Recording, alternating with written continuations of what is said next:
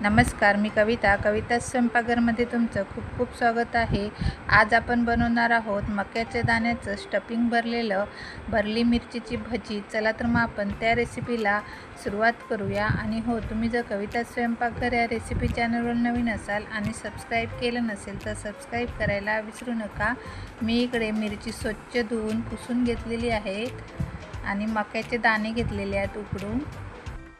मिरचीला मधून असा कट मारून घ्यायचा आहे। हे बघा, अशा प्रकारे मी सर्व मिरच्यांना कट मारून घेते उभा असा।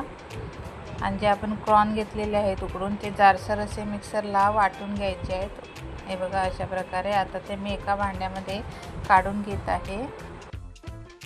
उभ्या चिरून घेतलेल्या मिरच्यांना आपण आता मीठ लावून घ्यायचं आहे। आतून असं व्यवस्थित भरायचं आहे। मी आतल्या मिरच्याच्या बिया काढल्या नाही आहेत, ज्या मिरच्या जास्त तिखट नसतात त्यामुळे मी काढलेल्या नाही आहेत। आता मिरचीला जे कोटिंग लावणार आहे वरचं बेसनचं, त्यासाठी आपण ते बनवून घेऊ। मी 4 चमचे बेसन घेतलेलं आहे, थोडंसं मीठ, हळद, लाल तिखट आणि थोडं पाणी टाकून ते सगळं व्यवस्थित बेसनचं मिश्रण बनवून घ्यायचं आहे।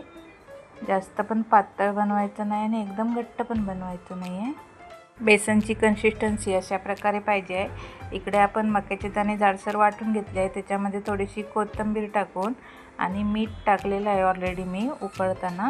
ते मिक्स करून घ्यायचं आहे आणि मिरचीमध्ये व्यवस्थित असं दाबून भरायचं आहे जे कोटिंग आहे ते।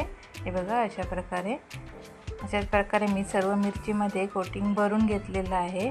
इकडे बेसन घेतलं, त्याच्यामध्ये आपण जरासा बेकिंग सोडा टाकायचा आहे आणि कोथिंबीर टाकलेली आहे आणि ते व्यवस्थित मिक्स करून घेऊयात। आणि मिरचीला व्यवस्थित कोटिंग करून मिरच्या तळायला घ्यायच्यात आपल्याला। इकडे मी तेल गरम केलेलं आहे, तेल गरम झालं आहे।